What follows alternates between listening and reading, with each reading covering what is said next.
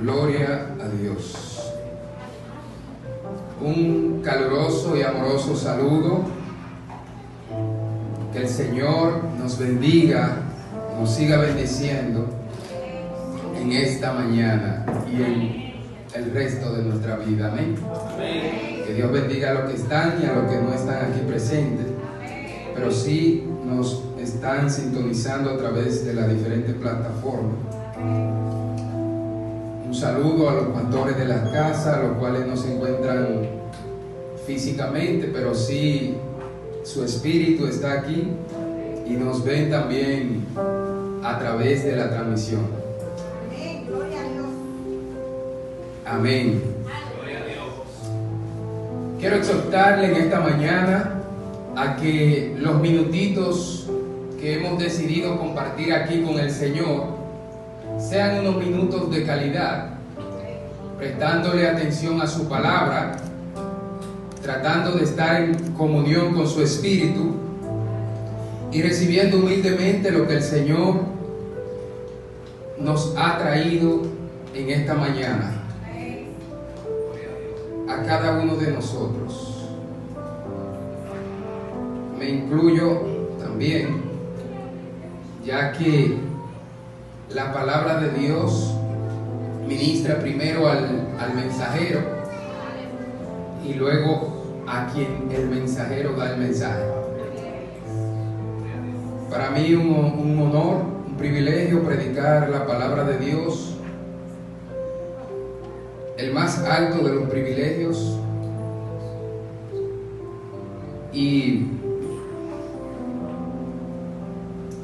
estaremos predicando en esta mañana bajo el tema lo que sucede en el altar. Amén. Gloria a Dios. Diga conmigo: lo que sucede en el altar. Lo que sucede en el altar estaremos predicando en esta mañana. Gloria a Dios. Permítame orar como tenemos por costumbre para luego proceder a desglosar las sagradas escrituras. Amén. Padre, te doy gracia en esta hora, Dios. A tu nombre sea toda la gloria. Al Cordero y al que está sentado en el trono sea la honra, la alabanza, el dominio y el honor. Padre, que no sea como nosotros queramos, sino que sea tu voluntad, oh Dios. Señor, me presento delante de ti como un instrumento de justicia, como un vaso de honra, Señor. Y que no hable, Padre, lo que yo quiera, sino lo que tu Santo Espíritu quiera ministrar aquí en esta mañana, oh Dios. Padre, que sea tu voluntad, Señor. Si alguien vino afligido, si alguien vino cargado, si alguien vino, Señor, oprimido, Padre, que sea liberado, que sea, Señor, quitado de él, Padre, todo adversario, todo Satán que se opone, Dios, en contra del propósito, en contra de lo que has determinado para este día, Dios. Lo declaramos inoperante, lo declaramos nulo, atado, en el nombre de Jesús. En el nombre de Jesús. Señor, todo dardo de fuego por parte del maligno en esta hora se apaga en el nombre de Jesús. Gracias, Espíritu Santo. Eres bienvenido, Espíritu de Dios. Espíritu Santo, tú eres el predicador, tú eres el mensajero, tú eres el todo, tú eres el Señor, Espíritu de Dios. Muévete en este lugar como tu beneplácita voluntad lo establece, Dios, en esta mañana. Amén. Gloria a Dios. A su nombre, gloria. Al nombre de Cristo. Amén. Lo que sucede en el altar, podemos irnos ubicando en 1 Samuel capítulo 1. Lo que sucede en el altar. 1 Samuel capítulo 1, del verso 9 en adelante estaremos leyendo. nos ponemos de acuerdo con un amén y procederemos a leer. Amén. Dice la palabra de Dios, gracias al sacrificio de nuestro Señor Jesucristo. Amén. Y se levantó Ana, después que hubo comido y bebido en Silo, y mientras el sacerdote Elí estaba sentado en una silla junto a un pilar del templo de Jehová, ella, con amargura del alma, oró a Jehová y lloró abundantemente. E hizo voto, diga conmigo, e hizo voto, diciendo: Jehová de los ejércitos, si te dignares a mirar la aflicción de tu sierva, y te acordares de mí, y no te olvidares de tu sierva, sino que dieres a tu sierva un hijo varón, yo lo dedicaré a Jehová todos los días de su vida, y no pasará navaja sobre su cabeza. Mientras ella oraba largamente delante de Jehová, Elí estaba observando la boca de ella, pero Ana hablaba en su corazón, y solamente se movían sus labios, y su voz no se oía. Y Elí la tuvo por ebria. Entonces le dijo Elí: ¿hasta cuándo estarás ebria? Digiere tu vino. Y Ana le respondió diciendo: no, Señor mío, yo soy una mujer atribulada de espíritu, no he bebido vino ni sidra, sino que he derramado mi alma delante de Jehová. No tengas a tu sierva por una mujer impía, porque por la magnitud de mis congojas y de mi aflicción he hablado hasta ahora. Elí respondió y dijo: ve en paz, y el Dios de Israel te otorgue la petición que le has hecho. Y ella dijo: halle tu sierva gracia delante de tus ojos. Y se fue la mujer por su camino y comió, y no estuvo más triste. Y levantándose de mañana, adoraron delante de Jehová, y volvieron, y fueron a su casa en Ramá. Y Elcana se llegó a Ana, su mujer, y Jehová se acordó de ella. Aconteció que al cumplirse el tiempo, después de haber concebido Ana, dio a luz un hijo, y le puso por nombre Samuel, diciendo: por cuanto lo pedí a Jehová. Amén. Amén. Lo que sucede en el altar. Muchos de los que estamos aquí presentes hemos leído esta historia, la historia de una mujer llamada Ana, la cual tenía un esposo llamado Elcana, el cual tenía dos esposas. Una se llamaba Penina y la otra Ana. Penina tenía hijos, mas Ana era estéril, no podía dar a luz. Y dice la historia que Penina se burlaba de Ana, que Penina era su rival, que Penina la atribulaba, que Penina la acongojaba, que Penina era su azote, era la burla, era su opresora, era su acusadora, era la que la acusaba. En otra palabra, ella era la adversaria. No sé cuántos saben que Satán o Hasatán o Satanás significa el que se opone, el adversario. Penina viene representando el adversario, pero vengo a predicarte en esta mañana para que no perdamos el enfoque, lo que sucede en el altar. Yo no sé cuál es tu Penina, yo no sé cuál es tu adversario, yo no sé qué es lo que está usando para usarlo como burla, como objeto de acusación, de burla y de menosprecio y opresión en tu contra. Pero vengo a decirte en esta mañana que en el altar la burla se quema, en el altar el objeto de oprobio se deshace, en el altar. Yo no sé cuántas personas se han alejado de su altar. Y antes de continuar predicando, vamos a ver qué es un altar, qué significa un altar. Una definición breve. Un altar es una estructura consagrada al culto religioso sobre el cual se hacen ofrendas y sacrificios. Es una estructura dedicada al culto religioso sobre el cual se hacen ofrendas y sacrificios. Basado en esta definición, quiere decir que posiblemente un rinconcito de tu casa tú lo dediques para tu culto personal, para hacer ofrendas y sacrificios. Porque es un gran sacrificio cuando nosotros en este tiempo sacrificamos nuestro tiempo para dedicárselo como ofrenda a Dios, para dedicárselo como sacrificio a Dios. Yo no sé cuál es tu altar ni dónde lo tienes, si en una habitación, si en un monte, si en la sala, si en el techo de tu casa, si en el baño, si en el closet, si en un rinconcito, si en un sótano, no sé. Pero vengo a decirte, vuelve al altar. Vuelve al altar, porque en el altar es que suceden las grandes cosas. En el altar es que están las grandes victorias.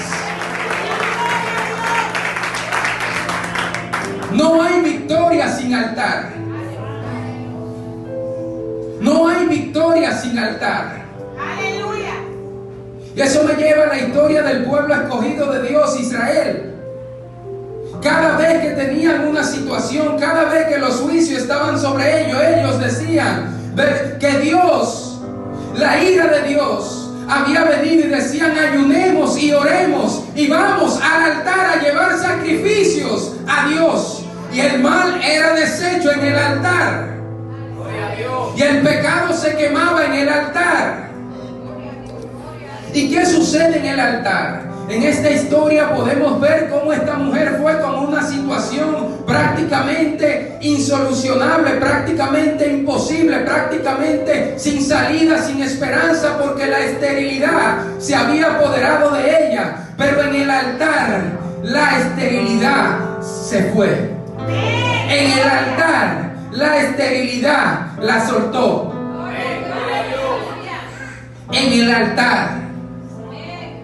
¿Y qué sucede en el altar? Dice que ella oró largamente, con amargura del alma, y no como dice la palabra de Dios, no con vana palabrería. De hecho, ni se le entendía lo que estaba hablando, pero aunque sus labios no estaban hablando claro, su corazón sí. Ay, te lo voy a repetir: aunque sus labios no estaban con vanas palabrerías, aunque sus labios no estaban con vanas repeticiones, su corazón estaba hablándole a Dios con sinceridad, con amargura, con aflicción.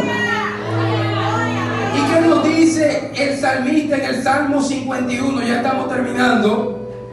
Quizás el salmista dice en el Salmo 51: porque no quieres sacrificio, que yo lo daría. Versos 16 y 17, perdón. No quieres holocausto.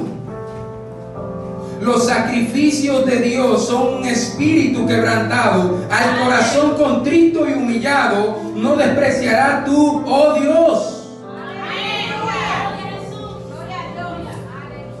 En ese tiempo, en el tiempo de la ley, en el tiempo donde la gracia sí se manifestaba, pero no como se manifestó ya en el tiempo que vino el Cordero, se hacían holocaustos, se quemaban por diferentes razones, y ese es otro tema.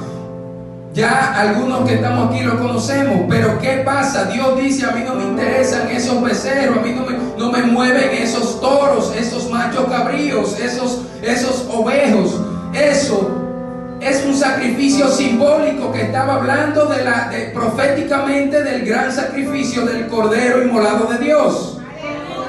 Mas el salmista pudo entender, pudo descubrir, se le fue revelado que el sacrificio auténtico, el sacrificio que Dios no desprecia, es el de un corazón contrito y humillado, el de un espíritu afligido.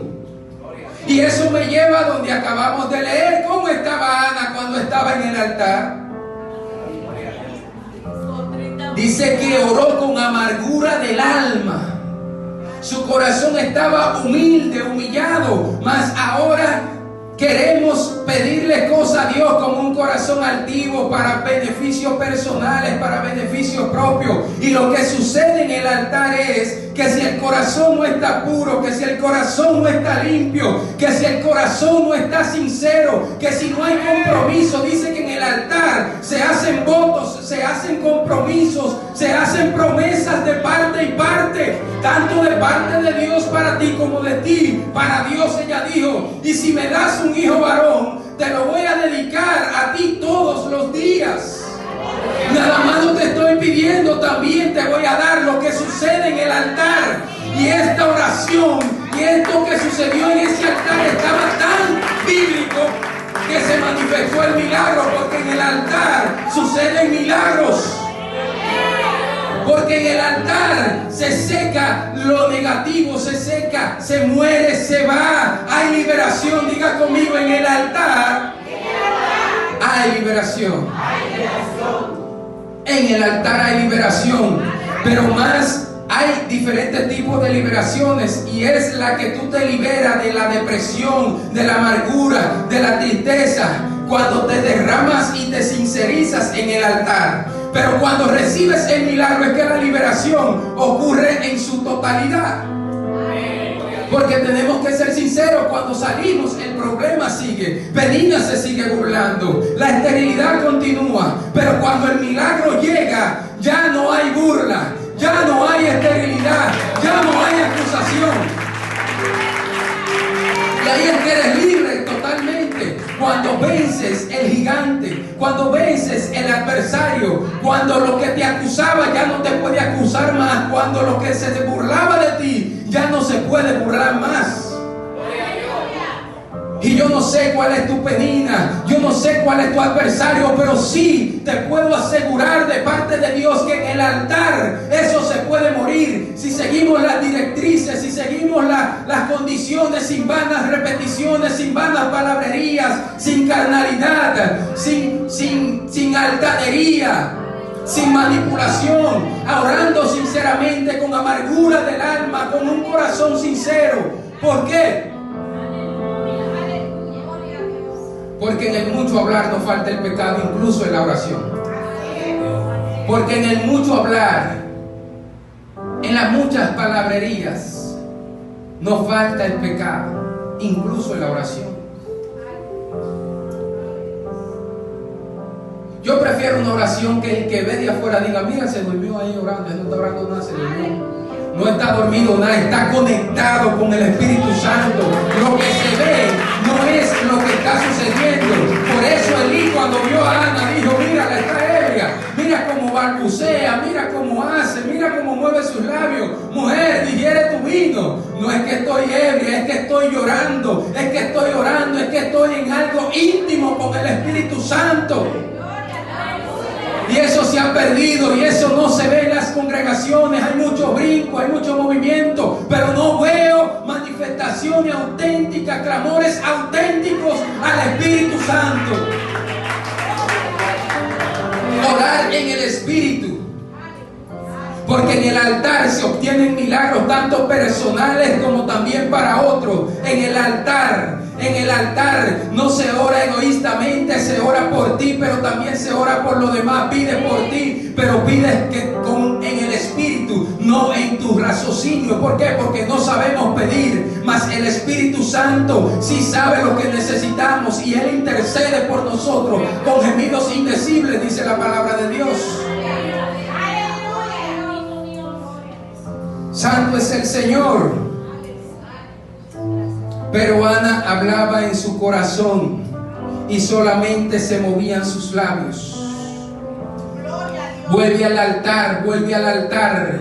Solamente en el altar están las grandes victorias. En el altar están las soluciones que tú no tienes ni que nadie más tiene, pero Dios la tiene para ti en el altar. Lo que pasa es que Dios no anda haciendo. Dios es como un buen empresario, parafraseando. El buen empresario sabe dónde invertir. El buen empresario no bota su dinero, no bota lo suyo, no bota sus inversiones, sino que hace compromiso, hace contrato para que la persona en la que él está invirtiendo no le malgaste, no le desparrame lo que Dios le va a dar.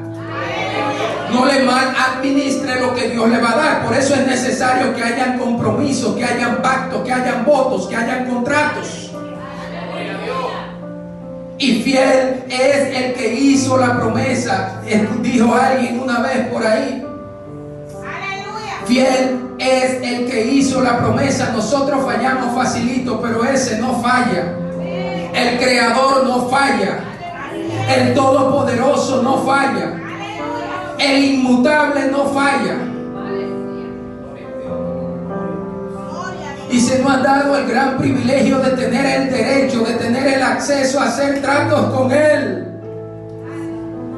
Y se nos ha dado la gran oportunidad de hacer negocios con Dios. Para mí, yo lo puedo ver así, que Ana hizo un negocio con Dios. Si tú me lo das, yo te lo voy a dedicar. Yo lo que quiero es que tú me lo des, porque tú dándomelo, yo gano mucho. No es solamente por el hijo, está mi dignidad, está mi moral, está mi imagen ante la sociedad, está el adversario que se está burlando de mí. Yo no sé qué Penina te está diciendo que no vas a crecer, que no vas a progresar, que estarás estancada, que no naciste para eso, que esto, que lo otro, que aquello. Pero vengo a decirte que en el altar la boca de Penina se cierra. En el altar se acaba la burla, en el altar se va la depresión, en el altar se va la aflicción, en el altar se va la atadura, se rompen las cadenas. En el altar.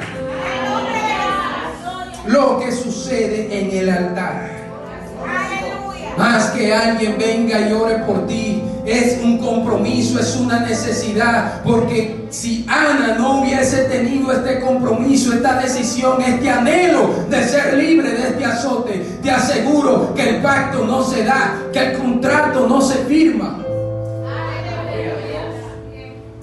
Pero como había un corazón sincero y honesto y puro, dispuesto a cumplir con su parte, el milagro sucedió.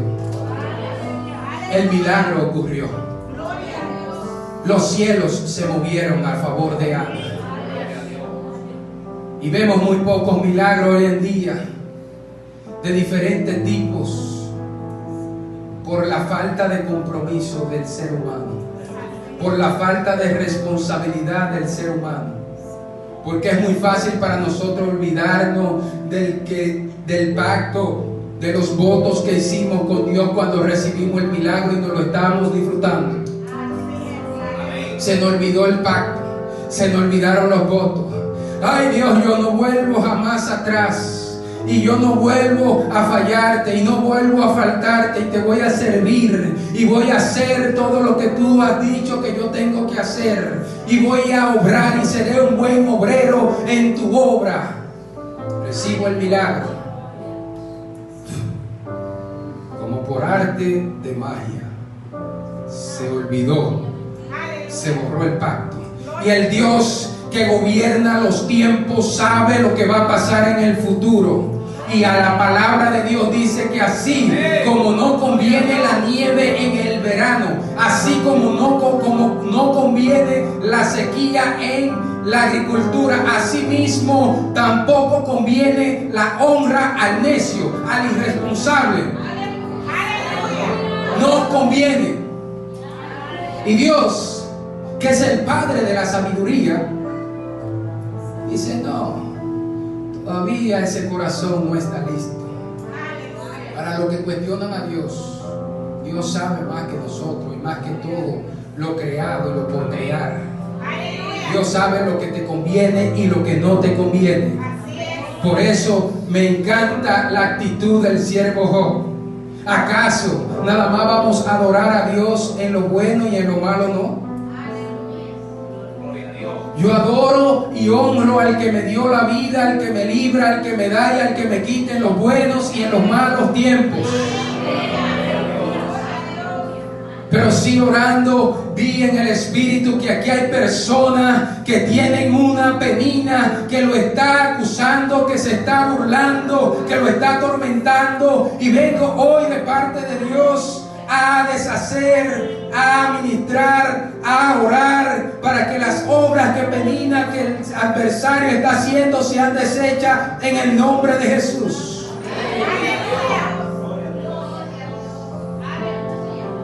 ¿Qué dice el capítulo 3 de Primera de Samuel? Samuel estaba durmiendo en el templo de Jehová, donde estaba el arca de Dios.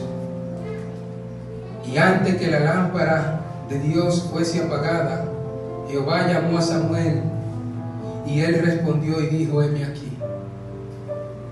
Lo que sucede en el altar. Dice que Samuel estaba durmiendo donde estaba el arca de Dios, en otra palabra, en el altar. Samuel estaba durmiendo en el altar. ¿Y qué sucedió? Dice que Dios lo llamó. Porque cuando vas al altar, allí en el altar del Dios que habla, el Dios que habla te va a hablar. Y dice que Jehová llamó a Samuel y Samuel dijo: heme aquí. Y Dios habló con Samuel y trató con él, habló de temas con Samuel. Hay un Dios que está esperándote en ese altar, que quiere hablar contigo, que tiene cosas para decirte, que hay cosas que se olvidaron, que se van a tener que remediar.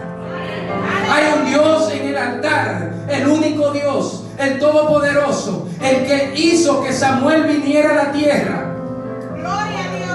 Hay un Dios que hizo que la esterilidad que no permitía que Ana produjera se fue, se la quitó, y Ana fue productiva.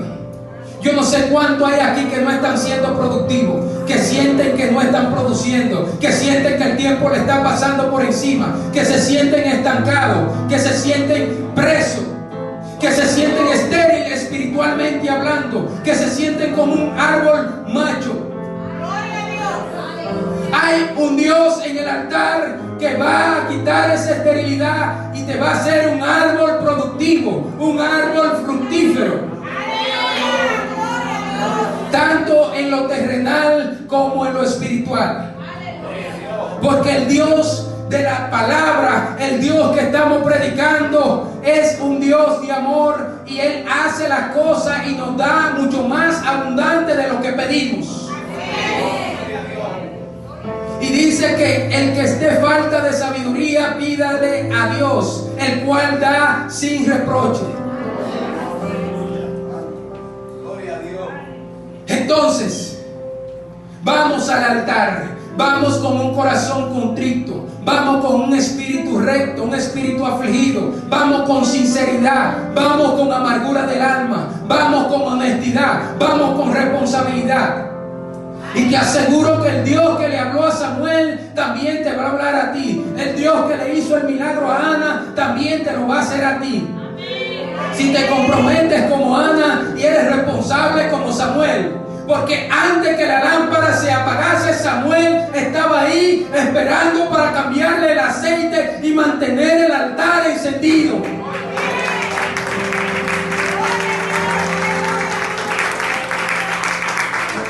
Y estas cosas y mucho más suceden en el altar. Es algo íntimo, es algo personal. Muchas congregaciones solamente dan culto los domingos, y quizá uno más a mediados de semana, otro estudio de la palabra por ahí y unos ensayos.